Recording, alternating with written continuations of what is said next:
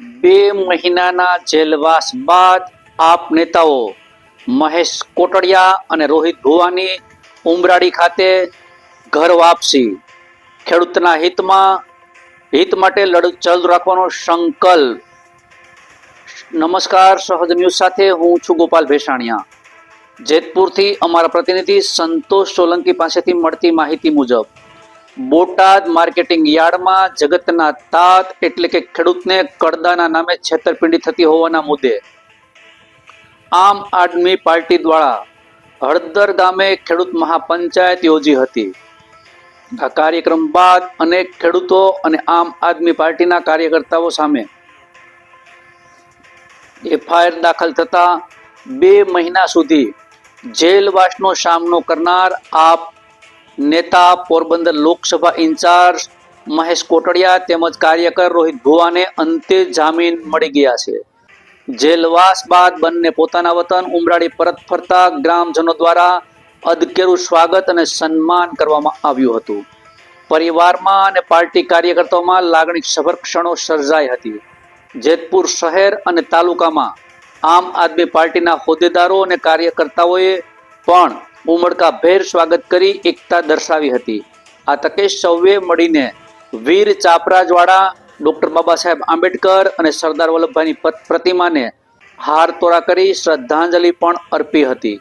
આ પ્રસંગે મહેશ કોટડિયાએ ખેડૂત હિત માટે અડગ રહી લડત ચાલુ રાખવાનો સંકલ્પ વ્યક્ત કરતા કહ્યું હતું કે ખેડૂતોના હક માટે કોઈ પણ સામે લડીશું, ભલે તે સરકાર હોય કે શોષણ કરતા। રિપોર્ટર સંતોષ સોલંકી, સહજ ન્યૂઝ, જેતપુર। બોટાદ માર્કેટિંગ યાર્ડની અંદર એક કડદા પ્રથા હતી। એ કડદા પ્રથા નાબૂદ કરવામાં રાજુભાઈ કરપડાની આગેવાનીમાં અમે એના માટે અહીંયા ગયેલા હતા અને કડદા પ્રથામાં ખેડૂતો માટે અલગ અલગ રીતે અમે લડતા રહ્યા છે અને લડતા રહેવાના છે કે ત્યાં જે જગ્યા ઉપર કડદો એવો થતો હતો કે 1400-1500 રૂપિયાની આસપાસની હરાજીની અંદર કપાસ લેવામાં આવતો હતો અને જીન સુધી ખેડૂતોને પહોંચાડવામાં નોબત આવતી હતી કે ત્યાં તમે પહોંચાડી દો। ખેડૂતો પહોંચાડવા જતા હતા એટલે મેક્સિમમ 20-25 રૂપિયાનો પહોંચાડવાનો ખર્ચો લાગતો હતો। 20-25 કિલોમીટર જીન દૂર હોય એના માટે એ થયું। અલગથી પછી જીનમાં જે પાલ કપાસનો ભરીને ગયા હોય તો અહીંયા અડધો ખાલી થાય તો એવું કે આ કપાસ તમારો હાલ એમ નથી, એના માટે તમારે 1200 રૂપિયાની આસપાસનો કપાસ દેવો હોય તો ચાલશે, નહીંતર પાછો લઈ જાઓ। તો ખેડૂતો એકલો ગયો હોય તો ભરી શકે તેમ હોય નહીં, એના માટે અલગ અલગ રીતે તો ખેડૂતોને એવી નોબત આવતી હતી કે 1220-25 રૂપિયામાં આપવો પડતો હતો।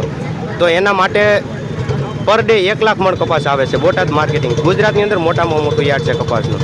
તો એ અલગ અલગ રીતે ખેડૂતોને 200-250 કરોડનો ફાયદો કર્યો છે। કડદા પ્રથા અમે નાબૂદ કરી છે અને એના માટે લડતા રહ્યા છે અને કોઈ પણ ગુજરાતમાં કોઈ પણ યાર્ડની અંદર ક્યાંય પણ જે જરૂર પડે છે ત્યાં ખેડૂતો સાથે છે અને કાયમીને માટે લડતા રહેવાના છે। ભારતીય જનતા પાર્ટીએ કડદાવાળાઓને મહેલમાં અને નિર્દોષ ખેડૂતોને જેલમાં નાખવાનું કામ કર્યું છે। હું સમજુ છું, માનું છું ત્યાં સુધી 87 પછી આ પહેલી એવી ઘટના છે કે જેની અંદર ખેડૂતો જેલમાં ગયા છે અને ખેડૂતો જેલમાં એટલે 1-2 દિવસ માટે નહીં પણ પૂરા 2 મહિના સુધી ખેડૂતોએ જેલવાસ સહન કર્યો છે।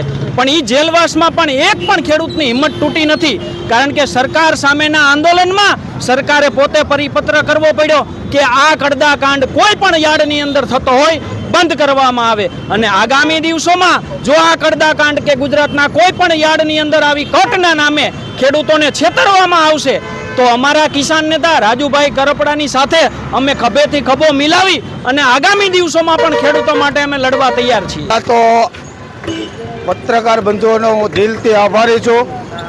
કડદા કાંડનું કોકડું આ ભાજપને ઘર ભેગું કરશે। જેમ વિસાવદરની અંદર ભૂપત ભાયાણીનું નામનું વાવાઝોડું આવ્યું હતું અને ભૂલ ભાજપે કરી હતી, એમ આ કડદા કાંડનું કોકડું ભાજપને ઘર ભેગું કરશે।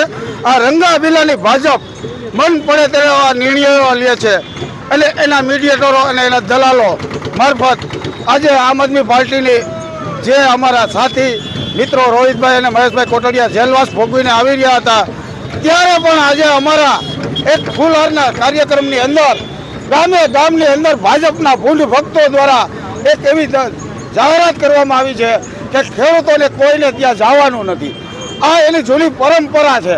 આ રંગાબીલાની ભાજપ અને અહીંના મળતિયાઓ અને અહીંના MLA નાના ગામની અંદર નાના ખેડૂતોને અંદર એવી ધાક અને ધમકીઓ સરકારી મારફત અને સહકારી સંસ્થાઓ મારફત દબાવી રહ્યા છે.